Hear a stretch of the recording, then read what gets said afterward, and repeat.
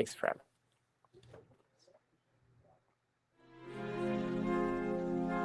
Greetings, this is Obi-Wan Kenobi, and I have drifted into the underworld. The Star Wars Underworld. I have a bad feeling about this. Here we go. We must go to the lower levels. The underworld. You've taken your first step into a larger world. You're after something. Ben. Since I've started the underworld, I've met so many great friends. Chris. I grew up in the 1990s, and mall packaging is nostalgic for me. Dominic. What I love most about Star Wars is that it's fun, and it's all-around good times. So, this is where the fun begins. May the Force be with us. This thing really moves! Whoa! I like I this! can't believe you came all this way to see me. Why am I not in the intro? I gotta come up with a snappy line. What's up, Star Wars fans, and welcome back to another episode of the Star Wars Underworld Podcast. We are your source for the latest breaking Star Wars news, reviews, and discussion each and every week. And this week on the show, we're going to be breaking down that Super Bowl TV spot for the Mandalorian and Grogu. And we've got some late breaking news that we're excited to dive into as well. Plus some more news and some hashtag Ask the SWU questions and answers. My name is Chris. Joining me on the show, it's Ben Hart, the Star Wars guy. How's it going, everybody? It's good to be back. And yeah, we thought we were gonna have a trailer to talk about tonight, and that didn't quite work out, did it?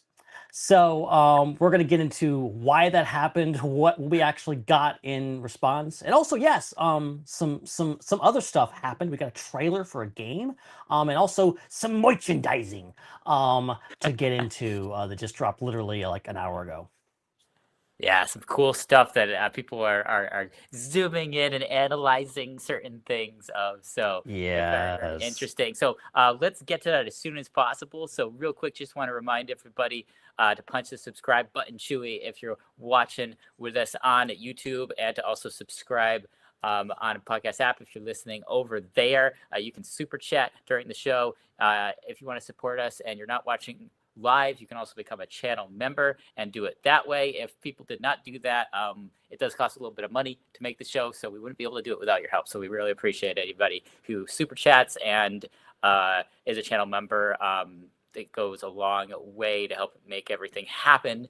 Also check out our Discord. Link is in the description for all the fun stuff throughout the week, and check out all the other shows we got going on the Star Wars Underworld Podcast Network. Okay, so let's get right into it. Let's talk about that thing we saw. I'm not going to call it a trailer, but what we saw on Sunday. The thing that has had the internet perhaps unreasonably up in an uproar the past few days, ever since Super Bowl Sunday. And it was, obviously there was a lot going into it. We were told it was a trailer. Of course, that wasn't really officially confirmed. We know why. But basically, it was just a TV spot. It was basically a beer commercial parody, like a Budweiser parody with Mando and Grogu. For those of you, for the two people in the world that have not seen this is your description. Narrated by Sam Elliott. Just amazing, just on its own. Amazing that this happened. Amazing that we got this thing. Obviously not what anyone expected, not what a lot of people wanted, but what we got. And I'll just throw it to you first. What was your reaction to this thing, and what did you think? So the first thing that we saw that was recognizable in this footage was Tauntauns. And yeah, there's been so many kind of classic commercials for just random products and companies that also incorporate Star Wars into it.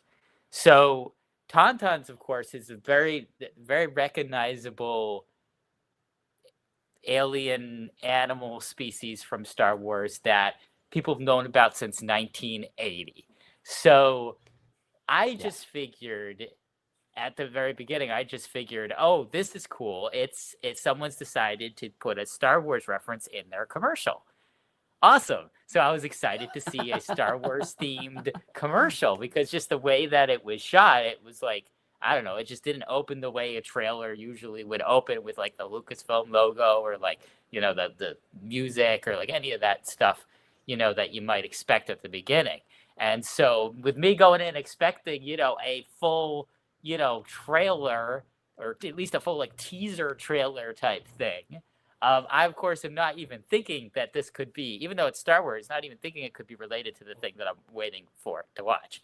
So I'm watching this and I'm wondering, like, okay, what is this? Is this actually a Budweiser commercial? Like, did they do a Budweiser commercial, but instead of the Clydesdale horses, it's Tauntauns? That would be really awesome. This is cool. So, you know, I'm liking it and everything. I'm curious, you know, where things are gonna go. And I'm like, this is fun. And then we get to the point where you actually see the Mando and Grogu, and I'm like, wait a minute, this can't be.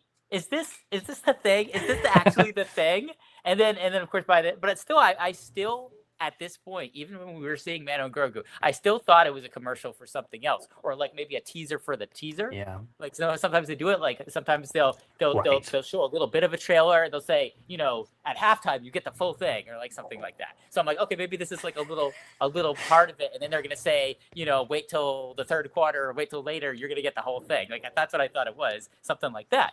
But then, by the end of it didn't say something like that. It just said, Mando and Grogu in theaters in May and whatever at the end. And I'm like, wait a minute. That's when I realized, oh, that's what we've been waiting for. That's the trailer, quote unquote, that we've all been hyping up for the last week or 2 weeks or however long since there've been reports and rumors about this happening. And it's at that point when I realized, like, okay, that was really underwhelming. I unfortunately I was expecting more. The only reason why it was underwhelming was because I'm comparing it to what I thought I would be getting. If I wasn't expecting anything and then I just got that randomly, that would have been great. But the only issue is just comparing it to my expectations.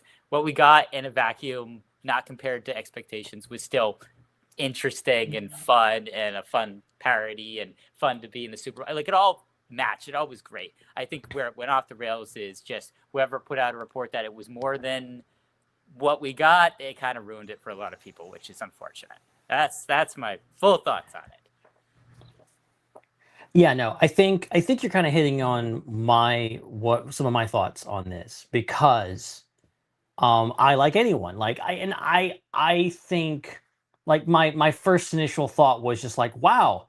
I think I even said that to a couple people, like, right when it was in. It's like, wow, that was underwhelming. That was anticlimactic. Like, we were all hyped up, because, like, trailers are a big deal. I know this is a big deal in anything pop culture related, but, like, I feel like Star Wars fans especially, like, we are hyped for trailers. Trailers are events. I think trailers are so special because I think a lot of trailers are really just like works of art, really, like how some of the best Star Wars trailers like have brought the excitement, brought the things. And it's also just like kind of this pure moment, because you're not like, it's not like watching the thing and then like, oh, we got to critique it. It's just a trailer. You just enjoy it. You're just along for the ride. You're just seeing what the visuals are bringing to you.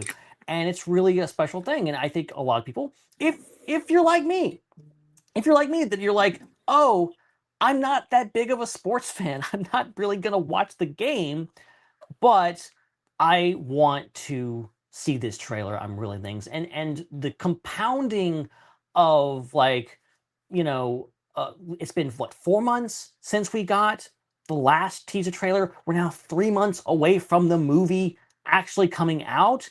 It felt like, okay, this is it. This is happening. And when it didn't happen, it was just like, this really big disappointing moment, really. But, as you're saying, like, it's actually a great little TV spot.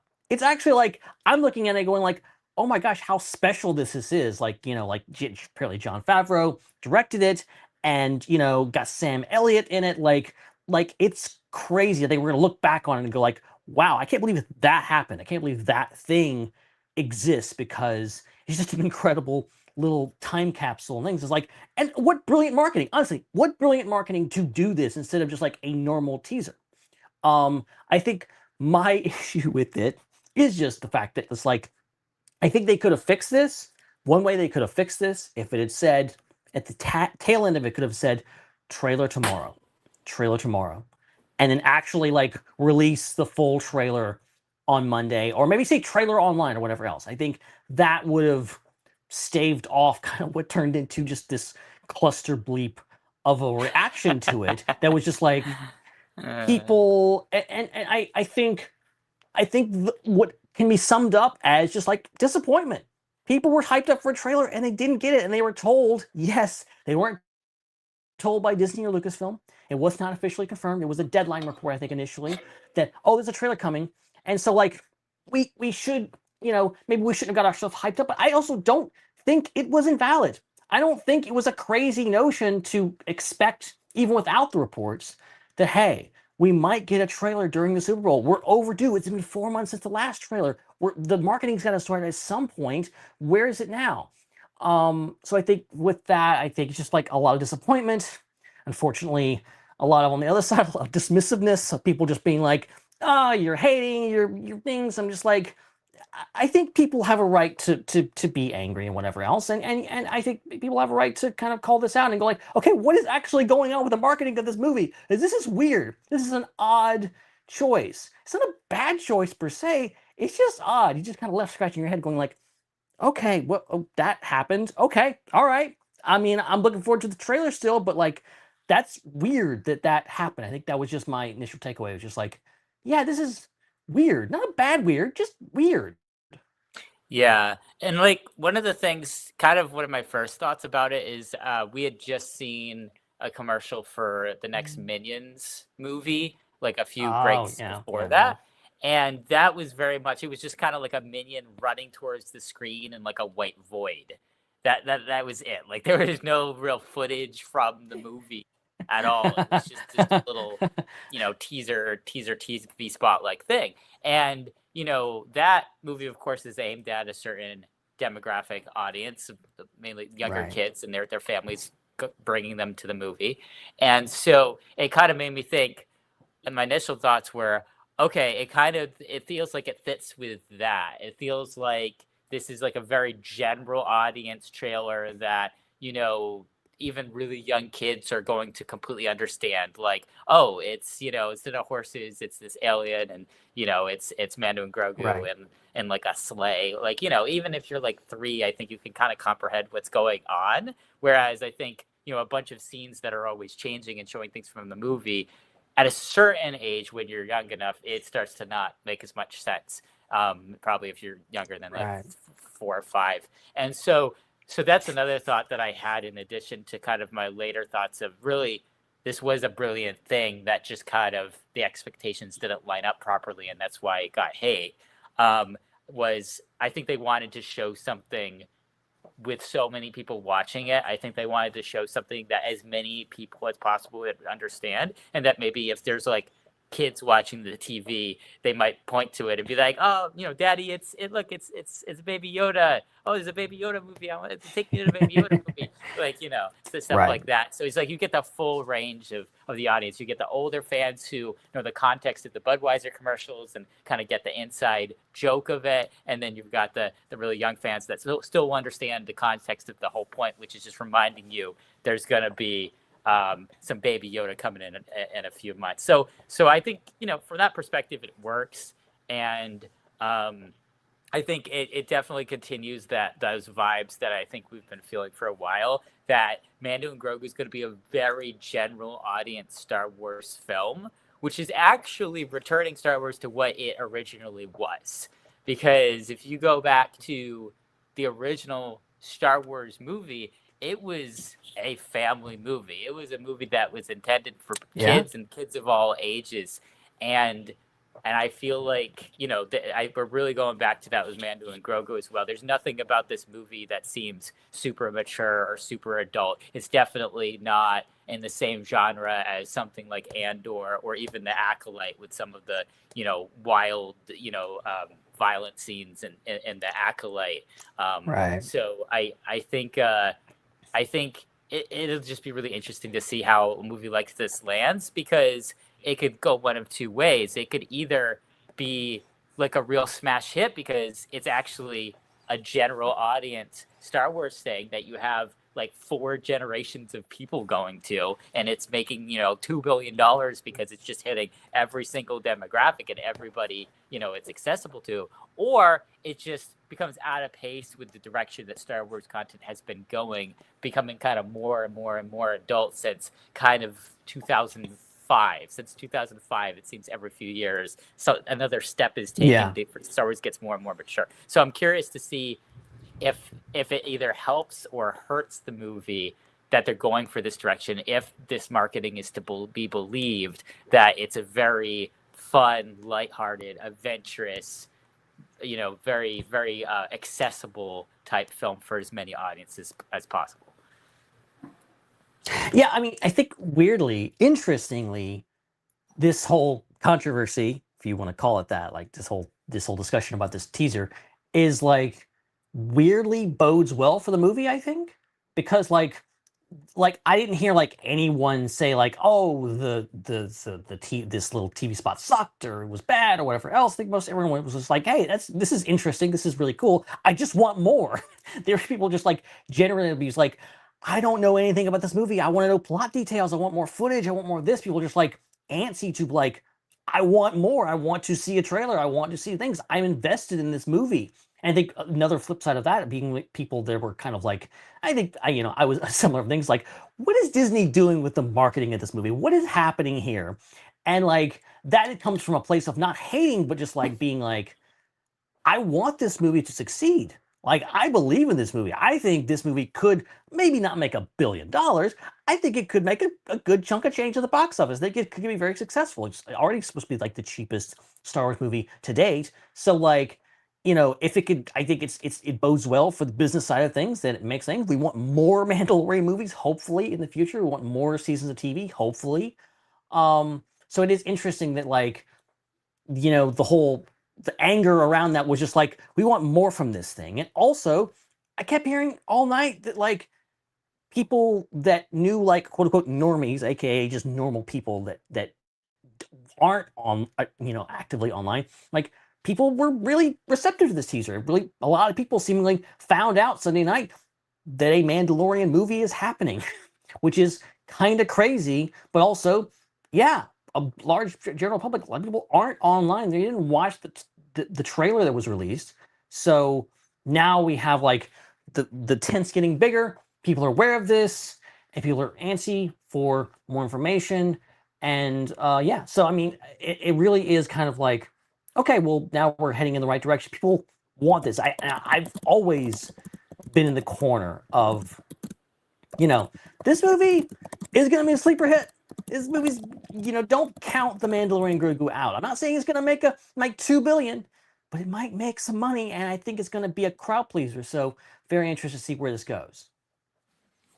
Yeah, it's really fascinating. It's fascinating just because it's different.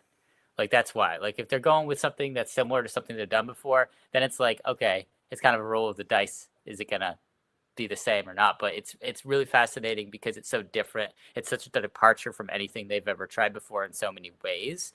And if a lot of I feel like the closest thing we've ever gotten to this is maybe the Clone Wars movie. Like, I think thematically and the way it's come about, I think the Clone Wars movies is the closest. But the thing that's really different about it is that the Clone Wars wasn't an established thing when the Clone Wars movie came out. And we often theorized during the Clone Wars, what would it be like if they put out another Clone Wars movie? If they put out one of the great, arcs like the Umbara arc, or even ended the show like with the Siege of Mandalore as a movie, like how would that do? What type of reception would that get compared to what the Clone Wars movie got in 2008? And so I think this is kind of the closest thing to that type of situation of seeing a Clone Wars movie, is seeing a movie that's made in part by the guy that in part made the Clone Wars, Dave Filoni, that might include potentially some character references from the Clone Wars as well. So, yeah.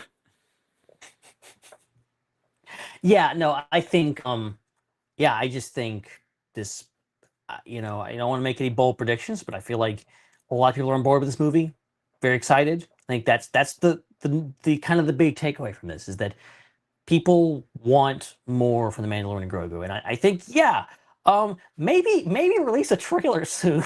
That would be nice. A trailer, guys. Just drop a trailer. Why don't you just do it? Just do it because people are really things. And I know there's a lot of talk online about like, oh, they did Lilo and Stitch this way. They wait until the last minute. Things have changed from COVID. I get that, but also Star Wars is not Lilo and Stitch. Okay, it's not. And I think they have an opportunity here to really start building things. And I think what happened today, which we're about to get into, I think this whole thing that's happened this week, I think is pointing towards the fact that the marketing campaign has begun. I think officially. I think it's finally, because I think it's not just been a lack of trailers. Like we haven't really gotten anything, like really nothing, no articles, no interviews, whatever. Like people have been jokingly referring to the fact that Starfighter has been getting a lot more attention than Mandalorian and Grogu, and it's over a year away from release of that movie.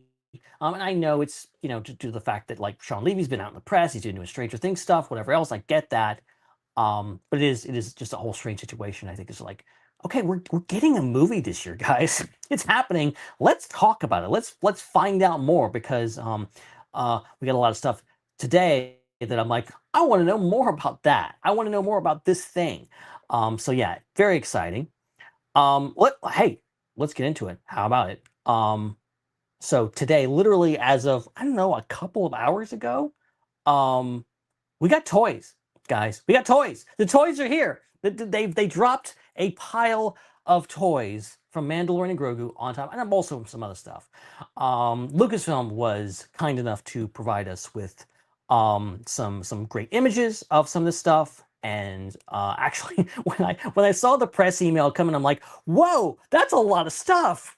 And it's not all Panto and Grogu. Some of it is some random stuff, but there's a lot in here. Obviously, we're not going to host all of it on the thing. There is a StarWars.com article. There's a Gizmodo article that goes into detail about all this. We've been posting some stuff on our socials. But the big takeaways here is that we got Sigourney Weaver has a Star Wars action figure now. That's a thing. Awesome. We got Colonel Ward, I think is her name. And we got her not in her costume that we see her in the trailer, but in her X-Wing pilot costume, which seems to confirm that she's going to fly an X-Wing. Pretty cool. I love it. Yeah, this is cool. So I have an opinion about action figures, and I'm going to apologize for that opinion, because I'm sure I'm the only one who has that opinion. But it just so happens that because there are a lot of characters that pilot X-Wings, and also because one of the characters that pilots X-Wings is one of the most famous characters in Star Wars, Luke Skywalker.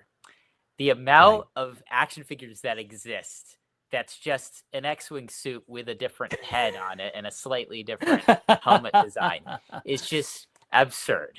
There's just so many different, and because the only thing that's different is the head, it just becomes really monotonous to me. So as a result, after getting to a point where I'd gotten to maybe collecting 10 or 15 various X-Wing pilot characters, I just never wanted to buy anyone in an X-Wing suit again. Because it's like, unless you look really closely from far away, it just looks like you have 100 X-Wing pilots, just the same character, over and over and over and over again. And it's not something that, one, you're never going to have enough X-Wing vehicles to put one in each of them. And then two, it's not like a stormtrooper or a clone trooper or something where you kind of want multiple of the same thing because it's an army. Because there's no real like army flanks of X-Wing pilots. So so I I will not be buying this out of principle because I just stopped buying anyone in an X-Wing outfit like 10 to 15 years ago because it's just the same action figure over and over and over again with a different head, and that's just not my thing. So if someone gifted this to me, I would be happy, but I would not spend money on it for that reason. But that's a personal thing. Everyone else is welcome to buy it just for Sigourney Weaver's head, even if they already have that body on a bunch of Luke Skywalkers and and other characters. Is that what's happening here, though? Is it the fact that they can just easily reproduce this, cheaply? Yes. as opposed to like creating like what would be a completely top-down new look, where just like just create the head and make a little different design on the things. I would love to like have a Luke Skywalker, like a new Luke Skywalker or whatever else, and this figure and like compare them and see like how close they're. I bet you they're exactly the same. Yeah. Oh, it wouldn't surprise me if they changed the little things, and I don't know how difficult it is to change little things. For me, it's just the visual of just all the orange. It's not my favorite color. It's just too much. But yeah, I'm sure in certain figure lines, like maybe some of the less expensive ones, I'm sure that they kit bashed them together from the same molds. Would not surprise me. It is. Maybe they just changed the paint job a little. It's also interesting that we like through maybe this happened before then, but I know in Rogue One, like we had like the Blue Squadron costumes where they had like the blue jumpsuit instead of the orange jumpsuit. I think there may be some other colors too. So it's interesting that we haven't gotten more, like they just changed the color, but like it makes it look more different than that. Obviously, Mando and Grogu seems to be leaning hard into the nostalgia effect. I think they probably couldn't pass up putting Sigourney Weaver in a proper orange X-Wing pilot costume, but would have been cool in another color. Maybe we'll get some other colors. I think even Zeb. Maybe it was one of the teasers or whatever else. I think Zeb is wearing like a blue jumpsuit or something like that. So I don't know what that is. This goes back. This kind of line of conversation goes back to my like the peak of my collecting days when I would be getting a new action figure every like 3 days on average or something like that, and I was like trying to get every single one that they made, and they were also making more because they were smaller and easier to make. And I at that point for like a year or two, maybe 3. Whenever I was watching something new in Star Wars, which at that time I think was mainly just the Clone Wars show, I was just asking myself, would this character make a good action figure or not? And that was kind of like driving my interest in the character designs in the Clone Wars show, was just, would this make a good action figure or not? If it wouldn't, I don't like the character. So now we're back to that of like, okay, like, on camera for nostalgic purposes and as a reference, it makes perfect sense for her to be wearing the same thing that Luke Skywalker wore in 1977. And it's an interesting cross to be like, oh, it's the person from that other sci-fi movie from like the late 70s, early 80s. I forget the exact year when Alien came out. But that other person, but then she's wearing this costume that Mark Hamill wore, it's like, it's an interesting thing from that perspective. But from the perspective of action figures, it's like really boring. It's like, okay, you're just going to get the same action figure again. So it's kind of funny seeing it from that perspective, which normally I don't look at it from, but now I have to because I'm staring at this action figure for 10 minutes. Yeah, and on a different note, Tough Luck in the chat says and sent us a nice super chat. Thank you very much for that. And they said, who doesn't have merch of Road of the Hutt? Wait, and is that true? And well, okay, so technically speaking, and we talked about this a few weeks ago on the show. There is a Ahsoka Tano. I think the first figure they ever created for the Clone Wars movie has a little teeny tiny Rhoda. So actually, technically, Tough Luck, you're not correct. But I know what you're talking about. You want big buff Rhoda the Hutt from this movie. I think that's what he's referring to. Yeah. Which, interestingly, there was one shared around today. Some people were talking about was this. It looks like it's like a Rhoda the Hutt fighting one of the characters that you see that from the hologram holochess characters It was presented as like official. I don't think it is. I think it was fan made because it's not in any of the press images that they released on this. People were sharing this around Blue Sky, and it looked really cool, but I don't think it's official. I think it just happened to be released. I think someone like photoshopped it or whatever else. But I could be wrong. But I don't want anybody to get their hopes up and expect to think, because I don't think they're ready to pull the lid off of a good old Road to the Hut. But who knows? Would love to see more of that character in things. Another thing that I wanted to bring up was the Razor Crest, and this is the. It is small. It's smaller things, but the thing is that this thing is called, and I quote, Razor Crest. It's a Razor Crest Lego set, not Razor Crest 2, not Razor Crest, another one, not Razor Crest 2 Electric Boogaloo, nothing of that things. It's just Razor Crest 2, and it's just got yellow paint on it. And interesting thing about it is it comes with Grogu, with his little a medallion thing on his front, like a new style minifigure. There's a Stormtrooper with an E-Web. There's Mando. There's Zeb, and there's Colonel Ward. So, actually, this is low-key might be the best set coming out for the movie, to be honest. If you don't already have a former Razor Crest set. Yeah, and it's good for people who can't afford the big Razor Crest set, because I think that's pretty expensive. Like that's like a really nice set. So it's cool that they're doing a scaled down version of it. And it actually still looks pretty good for how small it is. Like they did a good job with designing it. Like it doesn't look like a caricature of it at all. The Lego has done, this is one of the reasons I love Lego so much, is that they do really well with like even the smaller sets, like really designing them well, and like there's a lot of curvature to them, and they're very accurate with things, even with the smaller ones. So that's great. Moving ahead, we got Funko Pops are back. Zeb Aurelios from the movie. I guess you could technically say from Mandalorian season 3, but also this movie, okay? Mandalorian and Grogu. He's got his what kind of gun or weapon he's got in his hands, but live action Zeb in a Funko. It's happening. He looks so much older. He looks so much older in this particular mold. He looks like he's like 80 years old. Yeah, his hair looks to be graying a little bit. I don't know how old. His face is like lighter. I don't know how old those guys get. But we also got this is interesting. This is something that has not been shown before.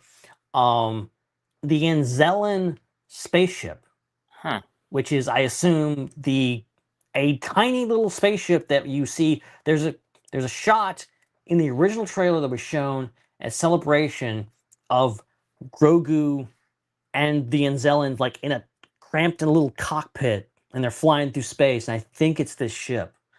And so it's like, I'm sure it's like a scale down, because like the little minifigures that come with it are like to scale and like really, really tiny. And you can imagine like comparing that to like how tiny the characters are in the movie. That's gonna be interesting. So I don't know. It weirdly, I think it might be based on the original Millennium Falcon design, because it's got the engines in the back, and it's got the middle cockpit. Yeah, so it's kind of like that early like they were gonna do like the Tantive 4 design, but as the Millennium Falcon with like the singular cockpit. Before the guy saw the olive on the hamburger or whatever the story is. Or Joe Johnson is like, well, that's a pretty good design. Yeah, I really like this is the first you've shown of the packaging on the screen, and I really like the packaging. I think the colors are really cool, and it reminds me. I can't remember if this extended to Lego or if it was just like Hasbro and some other companies that did this, but there was like, I think it was the second like the first refresh, so like the second version of the Clone Wars merchandise was these colors, kind of like a dark blue and black kind of stormy like gradient. So it reminds me of those colors, and I like it. I think it works really well, especially with Mando and Grogu. I think it works the colors work really well with the characters. Yeah, no, I like this. Low-key, this might be a set that I kind of want, to be honest. Because it looks really cool. And I love something that will actually make me want to buy a set or buy an action figure is the accessories. If you give me like, oh, I really want that minifigure, then that. So the Anzellan minifigures are like freaking adorable. I love that. Lego. All right, Lego did. This next one. Lego did use those colors. It was the second grouping of Clone Wars, and it had Captain Rex on it, and the colors were like matching Captain Rex. If you compare like those colors and the way that Captain Rex is positioned on that packaging, this is almost identical to that. The only difference is instead of like clouds in the background, it's Lego pieces, but it's the same colors, the same positioning as that Captain Rex design. That's interesting. A nice little connection there. That's cool. Yeah. That's cool. Okay, want to show you this next one because on the surface, you might say, it's just another X-wing. It's just another X-wing. Why? What's so special about this? What could possibly be interesting about this thing? Well, let's zoom in a little bit. What are those minifigures? What are they looking like? You got a New Republic astromech droid, you got Colonel Ward in the orange jumpsuit, and you got Carson Teva. Nice. Yeah, I know. Lego sets are not the best at like predicting these things. They're actually very bad at like throwing things into sets that like don't belong together or whatever else. But I am taking this as confirmation that Carson Teva, Paul Sun-Lee, is back as Carson Teva in the Mandalorian and Grogu. Has to be, because that is. I feel like there was very little doubt to begin with. I feel like you gotta have the Nick Fury of the Mandoverse in this movie. Come on. Was there ever a situation where he was not going to be in this movie? So I'm taking this as confirmation. We shall see in a few months, but very glad to see has Carson Teva had a minifigure before? I'm trying to think. I have no memory of that, but I've not looked at every single set's minifigures. I need to go check Paul Sun-Lee's page because he might be on stream freaking out right now because for one, he can talk about the fact that he's in the movie, and number two, he has a minifigure, which would delight him more than anyone else in the world. So that's great. And actually, you know what? Pretty cool. I've got an X-Wing, okay? I can't justify buying another X-Wing, but like, it's pretty cool. It's got the blue markings on it. It's more Resistance-esque with the blue. I like that. So yeah, I dig this. Yeah, that's cool. Lego definitely has revealed that certain characters have been in movies plenty of times through the minifigures that come with their sets, and when the images either leak or are released of them. And I think that kind of comes down to like, when you look at the action figures, they tend to stagger it and not put them all out at once, and they tend to have the more obvious characters that are used in marketing come out first, and then like a few months later you start seeing maybe some of the characters that are more surprises that you didn't see in the trailers. Whereas Lego just puts everything out at once. Like they just have everything ready to go at once. They don't stagger their releases as much, so they kind of have to tip some things off if they're going to include characters beyond just the basic ones in their sets. So unsurprising that we potentially might get another character revealed through Lego, because it's happened many, many times in the past few decades. Many times. Oh yeah, it's and what's always funny is that like some of these images were already floating out there before today. They had obviously leaked, as they usually do. So people were talking about like, oh, what's this? What's that? They're talking about the Anzellan ship, and yeah, I've got enough threatening emails from Lego lawyers in my inbox to not talk about those until they're officially released. So yeah. Won't be doing that, but very exciting things. And I did not include the images, but I know for a fact in the stuff, and they should be out there somewhere, but I know there was it looked like to be a life-size Anzellan, a talking Anzellan figure you can buy from the Disney store, like things like this big. Wow. basically life size. Nice. And there's also a Mandalorian and Grogu Lionel train set that I'm Whoa. like, That's okay, cool. all right. I kind of want that. And there's apparel, there's all kinds of stuff. And there's non-Mando affiliated stuff that's also coming out there. And then we got a look at the visual dictionary, and I believe the art of book. All that's out there. So they dropped a lot of stuff on the end, and they're calling it what's the name of it? Most Wanted campaign. They actually name the campaigns. It's not just the Mandalorian and Grogu campaign. It's the Most Wanted campaign. And they did a whole hullabaloo today to reveal all the toys. So yeah, go definitely check out. Oh God, I'm getting notifications right now. The GOAT, Carson Teva, fire emojis. People are really excited about Carson Teva back. Man, the Carson Teva hype is real. It's real.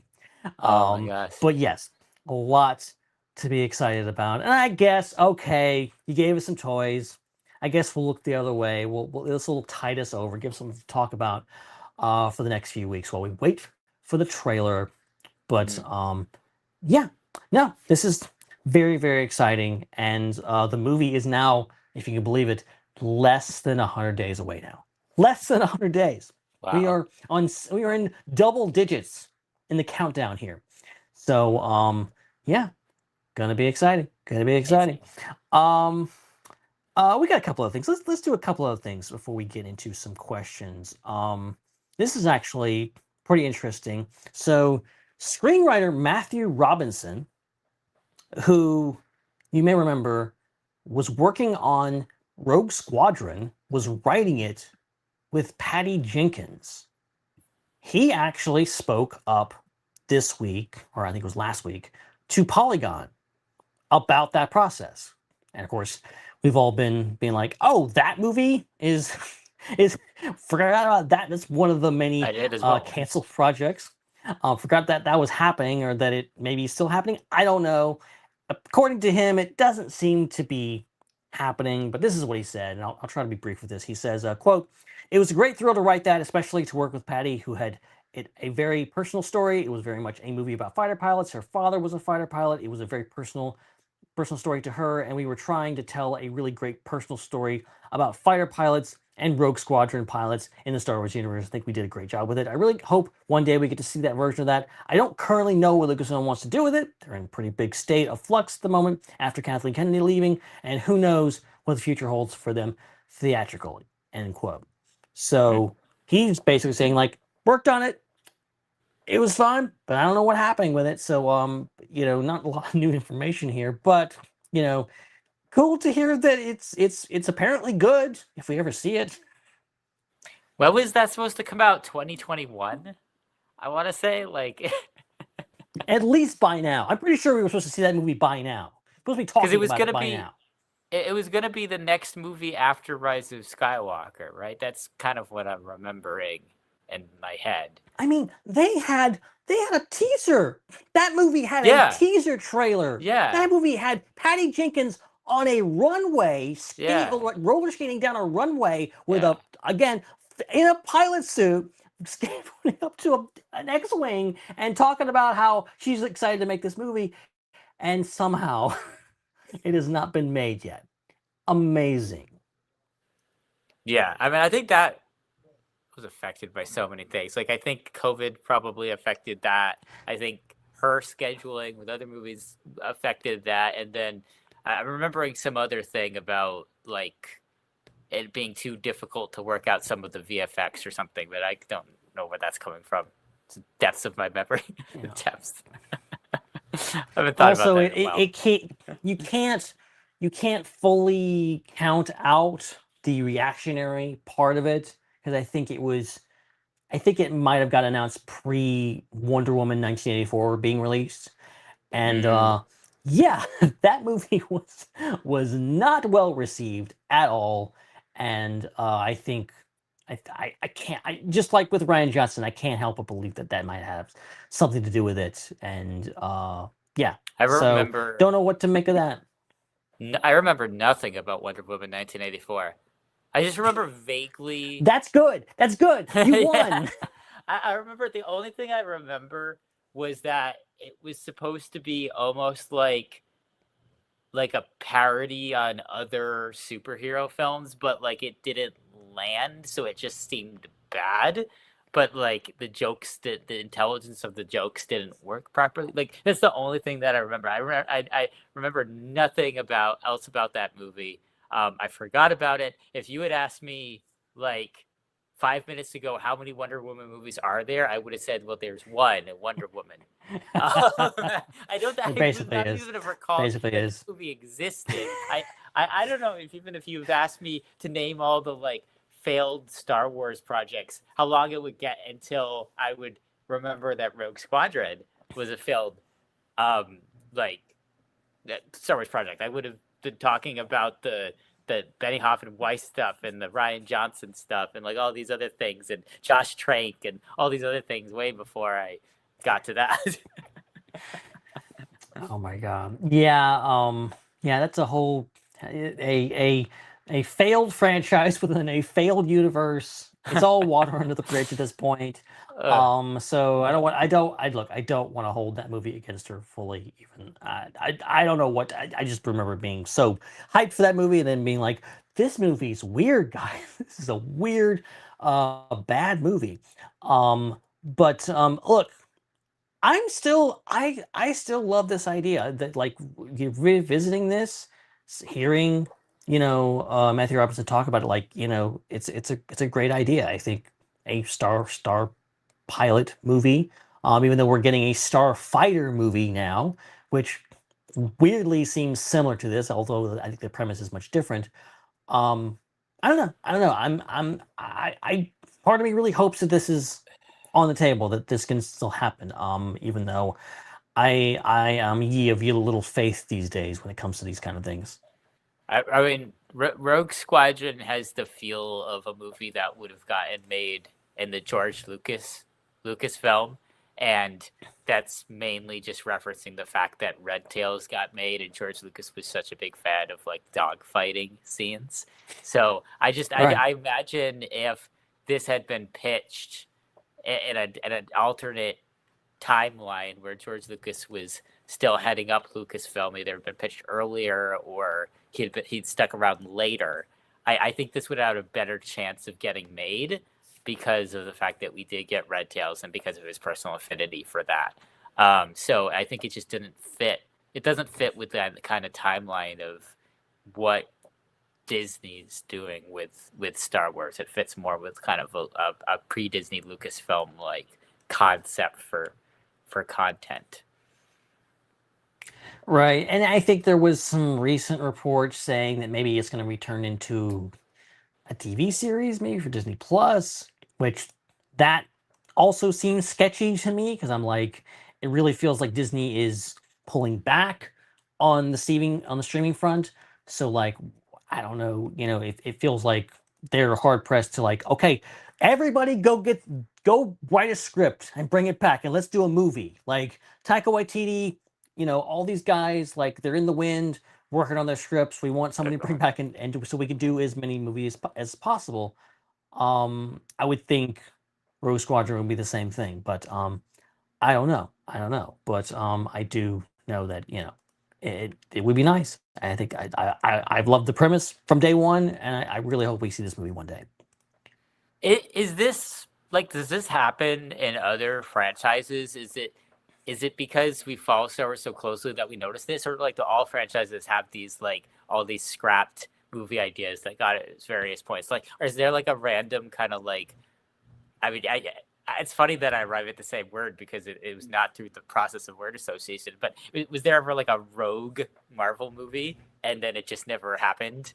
Like things like that? Are there all these film projects for other things? There's like, funny you say that because like, I believe this has been a while ago.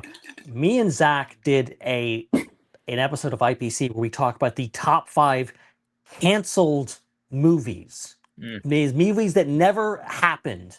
And I would love to go back and actually revisit my top 5 list and see what was on my list. But I know just like superhero movies in general, like I know not like the MCU to its credit, like seems to be pretty well-oiled machine. There's not been like you had the whole, the falling out with like the Ant-Man crew, and you had like Edgar Wright was on to do Ant-Man, and then he kind of left at the last minute, and they kind of retooled that whole thing around Peyton Reed, and so that was like kind of the biggest director shakeup. Like other than that, there's not a ton of canceled movies, but I know like George Miller was supposed to do a Justice League movie like back in the day. Like you had, Brendan Fraser's talked about, auditioning for a Superman movie that J.J. Abrams was going to direct maybe. Like wow. There's all of these projects that I think most of the time we learn about them after the fact. Like there's the whole, Nicolas Cage was doing, was going to be Superman at one point. Like there's a lot of DC projects that didn't get off the ground. Like, Interesting. So I think with Star Wars, it's different because we haven't had that story history like having all these movies. We just had the 6 original ones, and those were all just done by one guy. There wasn't a lot of drama there, and then now it's just this new era, and we've had this thing where Lucasfilm has been oversharing. Let's be honest; they've announced stuff when they should not have announced it, and I think you have people like James Gunn, who is out doing DC movies now, being like, "We're not doing things. We're not going to shoot something unless we have a thing." But he's also been open and honest about like, "Yeah, we're going to do this," and no, that's not happening now because the script wasn't up to par and I'm not doing it. And I think if Lucasfilm is going to announce things and then not make them, I wish to be a little more honest. I think Kathleen Kennedy has been a little more honest, and maybe she will continue to be even more honest now that she's out of office. But I do like those frank conversations about just like, hey, we're thinking about this, we're doing this, but it does get frustrating, and we're in this weird limbo now where people are just like, I see the comments. People talking about like, oh, here's this movie. Well, if that ever comes out because Lucasfilm can't get their act together, I'm just like, I don't want to be overly negative, but you got a point. Things are not, they have announced a lot of stuff that just never happened, and it's a bad mark on the studio, unfortunately. Yeah, that makes sense. Very interesting. Oh yeah. It's wild. It's wild is what it is. But okay. This is actually related to stuff that could happen. Now, this is something that should be taken with a ginormous grain of salt. But I want to mention it because I'm personally very excited by this. So Production Weekly, who I don't know much about, to be honest, but I know they are a reputable source. They keep up with industry stuff, productions that are going into production, and all this kind of stuff. They put out just a list of productions that are either coming soon or stuff that's happening. And 2 things, Star Wars, were included in this. I think this is specifically in regards to TV production. One of them is Skeleton Crew 2, and the other one is The Mandalorian 4. So what we can glean from that is that perhaps they are getting ready to start production on season 2 of Skeleton Crew and perhaps a 4th season of The Mandalorian. I obviously love Skeleton Crew. I would love to see a season 2. And I think also, I would love to see season 4 of The Mandalorian, even after Mandalorian Grogu. What tips me off, what makes me think that maybe this isn't necessarily accurate is, in my opinion, based on what I know, based on what I've heard, I think The Mandalorian as a TV series is over. I think after The Mandalorian and Grogu, depending on what that movie does, 1 or 2 things is going to happen. 1, it's very successful, and they greenlit The Mandalorian and Grogu 2, The Mandalorian and Grogu Quantum Mania, whatever they want to call it. Or B, it doesn't do well, and they're like, well, say goodbye to Mando and Grogu. Like, I think the franchise may be done after that, or at the very least, we might just see Din Djarin and Grogu in other people's shows and movies, and there won't necessarily be a continuation of that particular story. I think the likelihood of a season 4 is unlikely. even though I would love for it to happen. I would love for them just like, yeah, we're just going to do seasons and we're going to do movies and stuff like this. That would be great. But I just don't think, I think once they prove that it's a movie property, I don't think they're going to want to go put Mando and Grogu back on TV screens anytime soon. But Skeleton Crew, I think, definitely thinks. But what does add credence to this, and I promise I will shut up after this, is I think the changing of the guards, both at Lucasfilm and Disney, could lead to, Josh D'Amaro, Dave Filoni, Lin-Manuel Brennan looking at stuff and being like, hey, this is sitting here and hasn't been renewed. What if we renew it? That's also a Hollywood staple of like so many productions have lived and died by studio heads changing, being like, they were so close to production, they had a cast and they were about ready to shoot, and the studio head got fired. And it was back to square one, and then it got shelved for 12 years. Like that story has happened so many times, and in the reverse happens too. So I don't know what to think of this. I'm just hopeful. Yeah, because when you put it like that, it kind of sounds like Dave Filoni canceling his own project. Which, how would that happen? That's a very, very good point. Like Filoni versus Kennedy, there's going to be some difference in how the Mandoverse projects are handled from a producer point of view with a different president of Lucasfilm. I think I would like, and I've come to almost always expected the Mandoverse, or I guess the broader Filoni verse, the Favroni verse, this thing that we have that includes the Mandalorian and the Book of Boba Fett and Ahsoka, to kind of be like how Star Trek was in like the 1980s, like the kind of late 70s to like early 90s, where you had kind of a seamless integration of films and TV series, where you had like the Next Generation show, but then you had the Star Trek Generations movie, and that kind of tied, that show into whatever one was before or after that. I forget now, so that's kind of what I expect to see.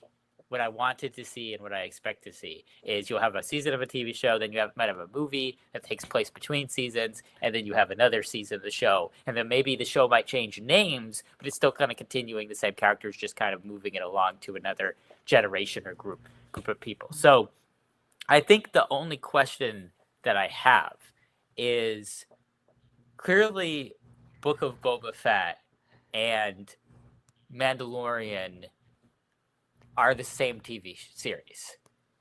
Like, they're the same thing.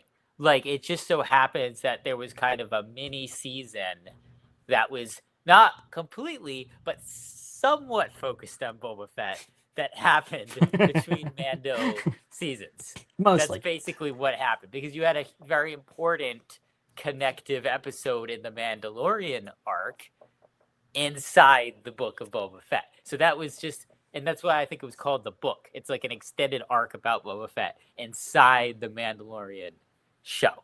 And so that exists. But then you have Ahsoka off in a different space right now, because Ahsoka isn't really referencing much of the Mandalorian. Now, that being said, Ahsoka got backdoor piloted from the Mandalorian. So it's still in a sense from the same, it's kind of like a different branch coming from the same tree. And so really the question is, are we going to keep diverging off into different kind of almost like timelines with different characters doing different things? Or are we kind of going to come back together in a similar way to how the MCU works?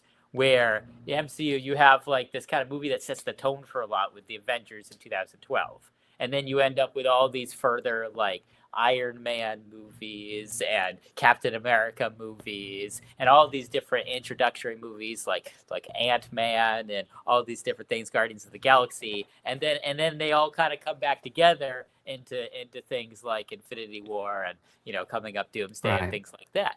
And so the question is, like, are we going to get a situation where you end up with either a movie or a TV show or both, where all the kind of main characters and plot lines from all the different shows and movies that are set in this timeline that Filoni's directly working on, they're all going to kind of converge back together into this kind of like super cast story that's going to have, you know, all the Book of Boba Fett people, all the Mandalorian people, all the Ahsoka characters, all the characters from Mando and Grogu, all put together into one movie or one TV series.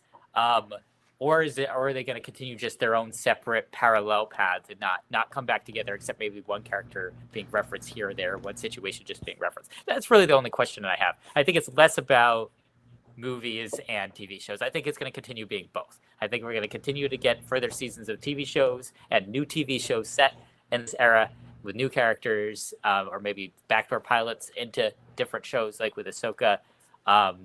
And I think we're going to continue to get more movies as well, because obviously we've got another Filoni movie along the horizon as well that ostensibly is going to be the end of the Ahsoka series. So yeah, I think that's what I would like to see. What I would like to see is them going back and forth between movies and TV shows, and I would like them to recombine them. It would be interesting to do different branches and keep them separate and have their own like finales and payoffs and their own kind of little story corners. And maybe that might happen with some of them, kind of like it happens with the MCU. But I think it is very successful. The MCU, some of its greatest movies have been movies that just combined like 30 or 40 different characters. And so I think it'd be so interesting to see them do that with Star Wars as well. So I want to see them try that. Yeah, no, you got me thinking with the whole Star Trek comparison, because you got me thinking about the fact that Star Trek and Star Wars have been kind of on parallel paths in a way, because Star Trek obviously famously started as a TV series and Star Wars started as a movie, and they both kind of like cross over with each other, you know, delving into each medium. Influencing each other from the very beginning. But then more recently, you know, you've had like, you know, you had Next Generation, you had Enterprise, you had all those series back in the 90s and early 2000s. And then those kind of petered off. And then you got J.J. Abrams bringing it back and being like, okay, we're going to reboot it. We're doing it. Three more movies. Let's go. And then those kind of petered out. And then you had the kind of the rebirth of the franchise on TV, on Paramount Plus, whatever you want to call it, on streaming, with Discovery, Strange New Worlds, all these new shows, and that are all, most of all of them are connected, very similar to the Mandoverse, and they're all taking place in a timeline where there are no new Star Trek movies, just like there haven't been any Star Wars movies in a while. And so we've kind of had these individual eras where there's a string of movies, then there's no movies. And there's a string of TV shows, but there's no movies. And now we're kind of left with like, okay, how is this going to happen? Because, you know, obviously Star Wars movies are coming back. The TV shows are still going on. Star Trek seems to be thriving on TV. Low key, Star Trek, Starfleet Academy, pretty good. I'm just going to say it. I'm just going to throw that out there. Because I've seen it in a couple episodes. But also, like, you know, seems like Star Trek 4 or whatever the new Star Trek movie is going to be seems to be in development hell for the past 10 years. Like, they haven't gotten off the ground, but like eventually there will be new movies. I'm assuming at that point there will be more TV shows. Like, how do those interface? And like the one franchise that has done this, that has managed to keep it all together and have them cross over and be connected, is the MCU. Like, MCU has like gone overboard to almost to the point where people have like, you know, complained about like, well, I didn't watch that TV series. I didn't see Falcon and Winter Soldier, so I don't know who this other Captain America dude is. I'm just like, if you just watch the movie, they explain it in Thunderbolts. Like, it's all an exposition, guys. They know what they're doing. But like, they have had this thing where it's all in order, it's all connected. You know, one thing leads to another. You have characters that showed up in TV are now going to be showing up in Doomsday now. So like, I would hope what you're saying is true, that like it'll just continue to roll on, and that we can have, you know, if it's a story, and according to Jon Favreau, according to what he was saying, like he had he has season 4 written. It almost sounded like it was a separate thing from the Mandalorian and Grogu. So I hope that they get to shoot the scripts that he wrote. I hope that that is a separate thing, and it's not just, Mando and Grogu is just like a sandwiching of all of those scripts, but actually a completely different thing that they can do now once the movie is done. But also, I'll be happy if Mando and Grogu just continue to live out, have 8 more movies. Mando and Grogu part 5 or whatever they're going to call it. I don't know. But I think, and just like going off of Skeleton Crew, perfect. Do that, okay? Like that's a perfect setup for a season 2. Like freaking do that, guys. The kids are the perfect age now. Don't let them grow up too fast. Oh yeah, I completely forgot that was part of the story, the report. We got so sidetracked talking about Mando season 4 and the Mandoverse, and completely forget about Skeleton Crew, which potentially could tie into some of that too. That would be very interesting. Right? Yeah. I mean, it would be very obviously like. When given the choice between Acolyte season 2 and Skeleton Crew season 2, I'd much rather see Acolyte season 2. So it's a bit frustrating that Skeleton Crew is more of the recent shows that would potentially be getting a second season. But I get it because the economics involved. That show was probably a lot less expensive to make than Acolyte. So I get why it, potentially could more likely have a season 2. And I'm not going to be negative about anything getting a season 2 because I think all the Star Wars shows deserve to continue there. Yeah, that I could definitely see that happening. I could see that happening for sure. Yeah. As far as it goes, it's like the Mandalorian had a good ending in season 3, like a good book ending. Like I'm assuming Mandalorian Grogu, like we'll leave some threads open, but it'll also try to tie up pretty well too. So, and then Skeleton Crew, as much as I want to see season 2.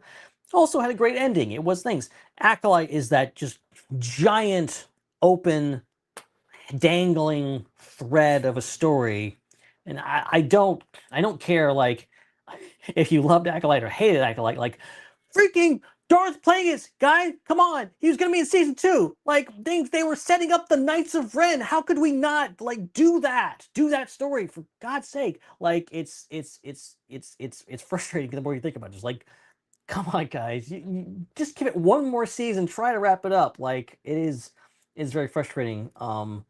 But and then Book of Boba Fett, I think, was clearly setting up for more stories, but we haven't got more of that. So I don't know. Book of Boba Fett was a very, very like noticeable moment in the history of Star Wars. Because it was the first time that they did something that didn't work. Like, I like all the stuff, all the shows that have come out. I think they're all great. And so I don't think anything deserves to have not come out. There's nothing where I would have said, oh, they wasted money on that. They wasted time on that. I don't feel that way about anything. And for shows. But that being said, I remember the shift that happened because prior to the Book of Boba Fett, everything had been working with Disney Plus. Everything Disney Plus was putting out for both Star Wars and Marvel was very, very successful and critically acclaimed. And then the Book of Boba Fett was the first one that started getting shaky, where it wasn't perfect, where there were some kind of things done. There's like, okay, that could have been. We looked at it and be like, okay, that could have been better. Like they could have reordered the way that they told that, re-edited it, or wrote that a little differently. And a lot of people felt that way. And so it's not surprising that that hasn't seen a continuation because I think that show was not fully. It felt like you're trying to feed someone something that's just a little undercooked. It felt like an undercooked show. It needed just a little bit more, one more pass over it. I feel like to merit a season 2 and really make it happen. And so I'm not surprised. And it was clearly an experiment. It was clearly a like, oh, well, clearly everyone watches all these shows, and like, we're just gonna continue to tell the same story but in a different show, or like, this is basically just season 2.5 of Mandalorian, even though they didn't really say that at first. So like, it was clearly like them trying to do something, and just like it, like I'll never forget, like like that episode where Luke Skywalker and Ahsoka show up. I'm just like, this is great. This might be some of the best Star Wars I've ever seen, but it's also real weird. It's like the stupid Mandalorian and Grogu TV spot again. It's like, this is great, but it's also real weird. I don't know how I feel about this. Yeah, it's just other filled with expectations. A lot of this comes down to, what are people expecting? What are you leading people to expect? You have to be very careful when talking about something to make sure that it fits with expectations in a way that doesn't like ruin it for people. Like, and it's very tough, because it's like, you want to surprise people. Like, that's important. You definitely want to surprise people. And so I'm not saying that you need to prime everybody fully for everything they're going to see, because you want sometimes people to see something and be like, oh, wow, I was not expecting that. That's cool. But at the other point, I think there's certain rules that you can't break. And I think one of the main rules is, if you have a show that has the title of a character in a show, you can't have some of the best content be about a different character. Like, I think one of a great example of that is Thor: Dark World is my favorite example of that. Something I've not mentioned in a very long time, but I used to do something I would mention a lot in referencing things, where and they corrected that mistake. They actually corrected it, because what ended up happening was Thor: Dark World, the character of Loki, was written basically as the main character of Thor: Dark World, as a kind of anti-hero, like antagonist character, and Tom Hiddleston completely outshined Chris Hemsworth, I believe, in the acting in that show. And so what did you end up happening? You ended up getting a little bit way further down the line a Loki show because of that. If it weren't for Thor: Dark World, we would not have gotten a Loki show. But the thing is, Thor: Dark World is considered one of the weakest and most hated Marvel movies, or at least was until some of the newer generations of things came out, like the Marvels and such, that like really tanked for a lot of people. And some people didn't even watch. But like, I think expectations, like, they could have just simply called that movie Loki and Thor. If they had called that movie Loki and Thor, like they're calling this movie Mando and Grogu that's coming out, it would have completely changed the perception of that movie. It is my opinion that movie would have gone up in ratings 20%, just if the name of the movie was Loki and Thor and not Thor: Dark World, because it was a very bad Thor sequel, but a really good Loki movie. And so, same thing with Book of Boba Fett. Like, if they had called that just like Mando season 2.5, it's going to focus a lot on Boba Fett, but it's still 2.5. I think people would have actually liked the show a little bit more, instead of just expecting, oh my gosh, it's going to be fully about Boba Fett, and why is there a whole episode where we just ignore the main character of the show and just go back to an episode of another show that's not even related. It is, but not fully related to this story that they're telling right now. And so that's really important. So you still have to be a little bit careful with expectations when it comes to naming something, when it comes to how you talk about something, and you can surprise people, but you can't go so far that you just completely switch one character out for another. That just is too much.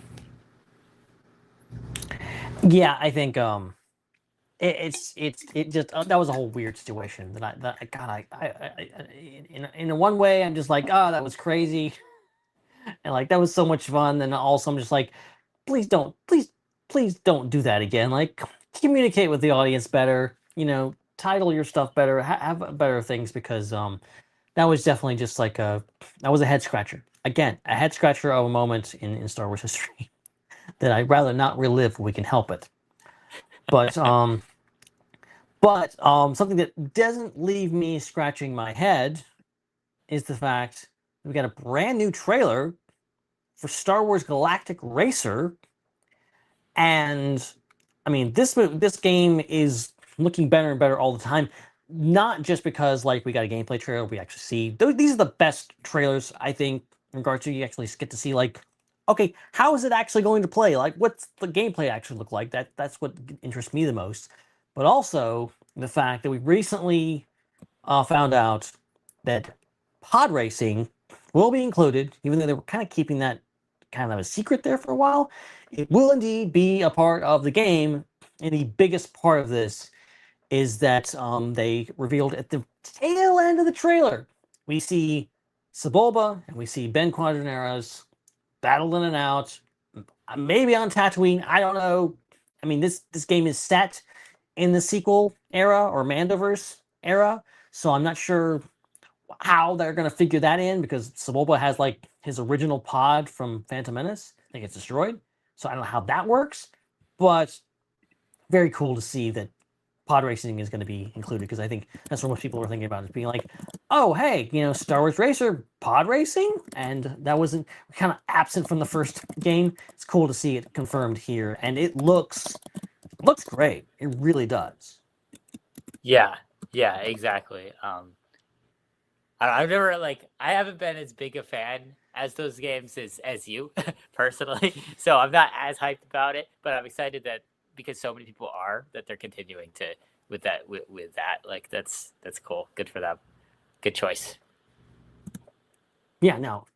And it seems I get the impression that like the pod racing part of the game may not be maybe something you work towards maybe in a way. Then it might not be something that like you get right off the bat. And I think that makes sense because ultimately when people think of racing in Star Wars, they think of pod racing. I think that'd be interesting to like, let's hold this back. Let you just do some swoop bike racing or speeder racing or whatever else and like build up to the big leagues because like we know in universe that pod racing is not something everyone can do unless you're, force sensitive, chosen one kid, human, like you're not going to be pod racing. So that should be interesting to see like how they integrate that whole aspect of it into the game. But yeah, it looks great. And I think it's past time for us to get a racer game in Star Wars. So very excited. Heck yeah. All right. I think that's all for the news, but we got a couple questions here. I want to get these. I want to definitely get into these because they are Valentine's themed. As Valentine's Day is coming up in just a couple of days, and I don't want to save these for next week because Valentine's Day will be gone. So let's go over to Dr. Hugh. Hugh says, with Valentine's Day coming up, which worlds could you see yourself visiting either with loved ones or otherwise? Or perhaps it could just be a simple solo retreat. Here are a few examples of mine. Naboo would be the obvious top choice for me with its rivers, plains, and ancient ruins. Bespin skies would be idyllic to observe if I were to visit Cloud City. Takodana would otherwise be both beautiful and fascinating to visit due to its rich ancient history. Dang, Hugh, you took all the beautiful planets. What am I supposed to say, Alderaan now? Like, come on, man. Oh, wait a minute. There's 1,000 planets in Star Wars. Come on, you got to know more planets than that. I know. I feel like I'm just going back like 10 years in the history of the show with some of these topics cycling back that I haven't thought about in a long time. Glee Anselm is my most romantic planet for sure. And this is Kit Fisto's planet. And it's lots of tropical beaches is why. Yeah, I mean, I like that because we don't have like, I don't know, I guess the next best thing, if you're talking about like a beach planet, which I'm not really a beach person, so I wouldn't say this, but like a beach planet would be like Scarif. Scarif is not necessarily like, you don't think of it as paradise, but it is like, it's a beautiful place. I don't know. I think weirdly, I'm still gonna go back. It's my favorite planet in Star Wars galaxies. Coruscant, I think, is still like I think could be very romantic, very interesting. Hold on. Okay, here's the thing. Now I'm picturing you trying to buy some death sticks during a romantic getaway, and it's just an interesting image in my head.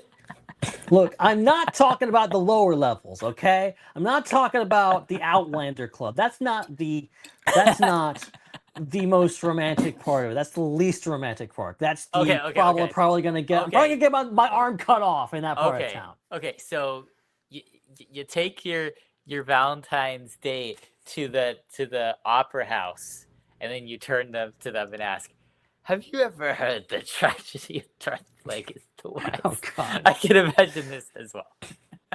I'm just saying. Look, upper levels. You know, if we happen to get caught between the moon and Coruscant, you know, the sparks will fly. That's all I'm gonna say.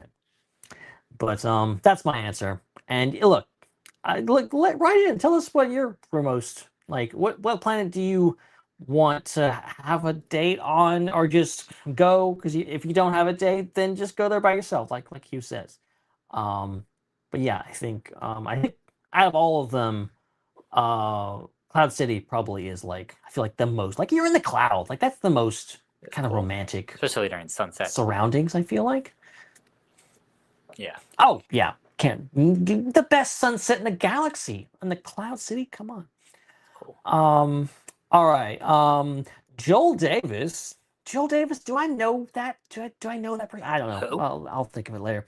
Joel says, "Here's a fun Valentine's Day question: who are your favorite Star Wars couples and why? For fun, can you make them canonical or non-canonical?" For fun, you can make them canonical. So any legends, canon, whatever goes. There's a lot. It's expanded. I've always gone back to, like, weirdly, I think the Han-Kira relationship is like super compelling to me. I'm just like, those two could have worked out if stuff had happened. I know Han and Leia for life, or at least for a while it was, but I always think, I don't know, what do you have any two in mind? Oh yeah, Quinlan Voss and Kayleen Hentz. Let's go. Corda Voss. Why did I not see that coming? Parents, yes, 100%. Because there's nothing like I also. Oh, because here's the thing. It's like it's if like Satine and Obi-Wan could actually stay together.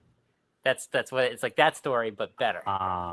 Yeah. I can see that. Yeah, and it's Satine and Obi-Wan, another one that I'm like, yeah, that's I know, tragic, but one that is near and dear to my heart. Yes, 100%. Yeah, and also R2 and 3PO.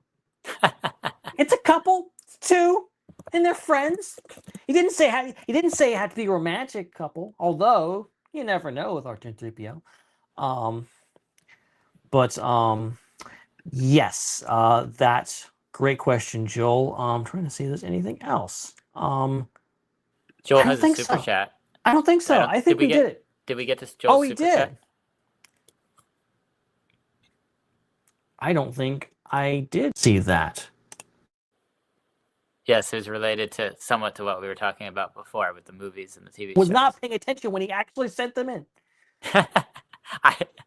I was gonna mention it before our topic moved forward, but then you did it, and I'm like, okay, we'll just get back to it at that point.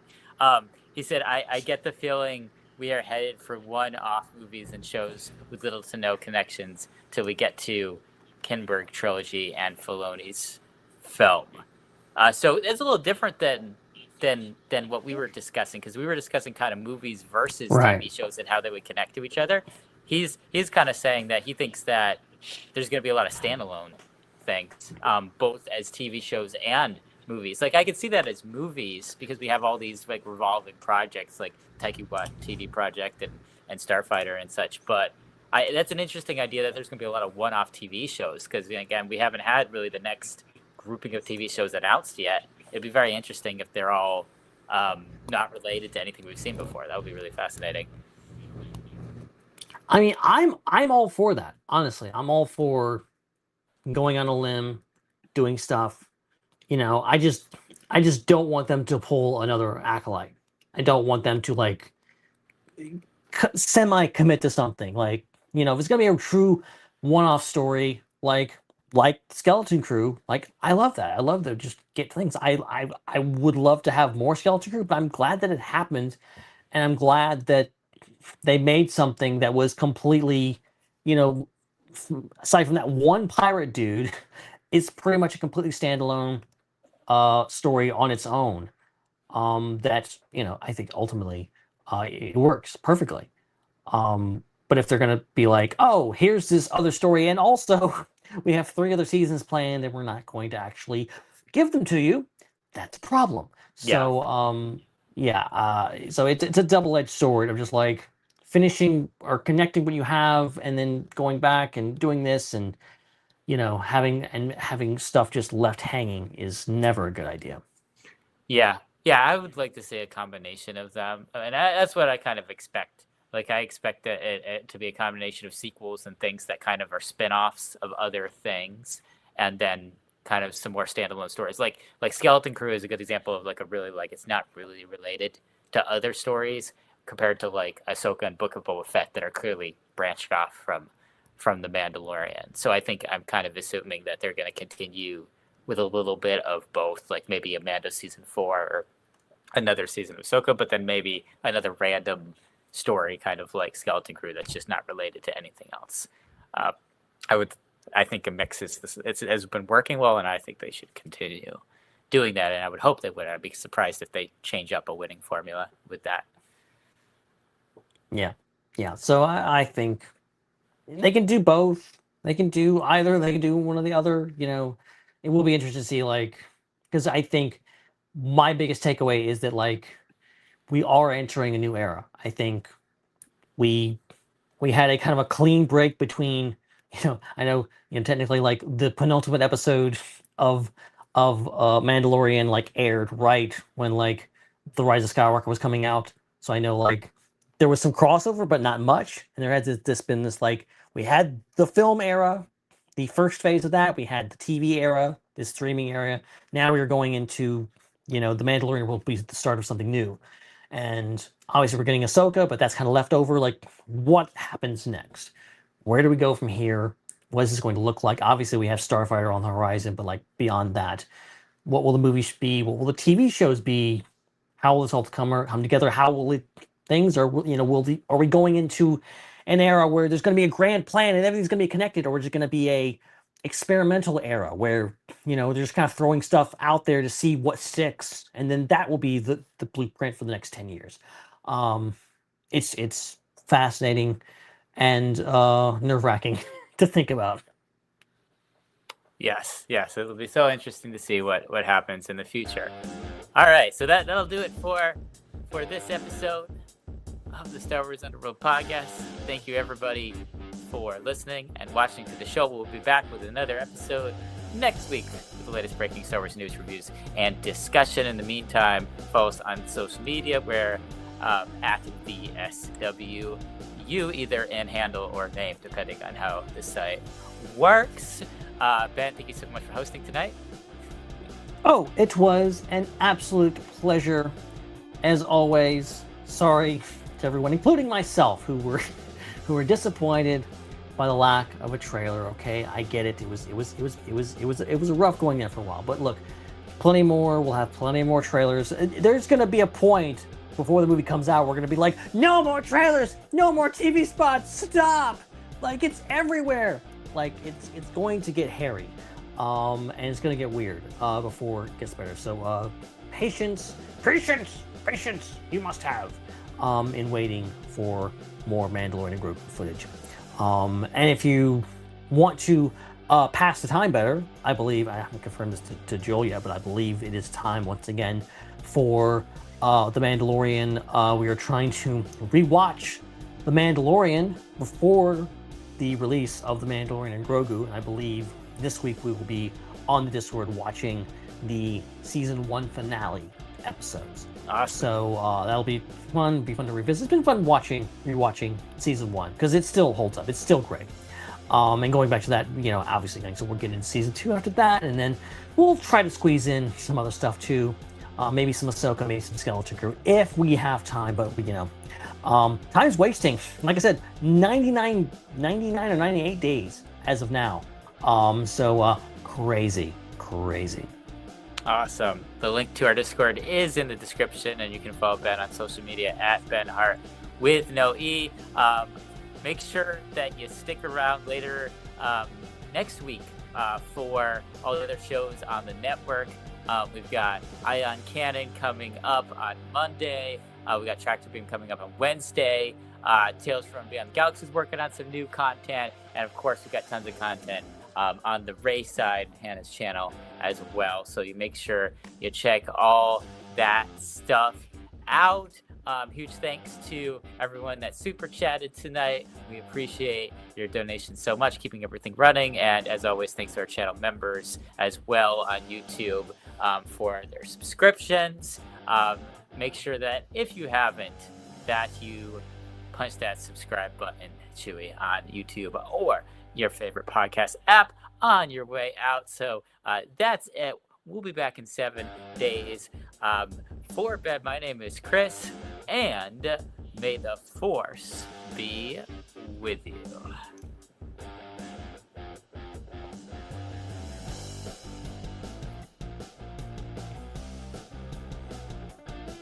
It's a wrap.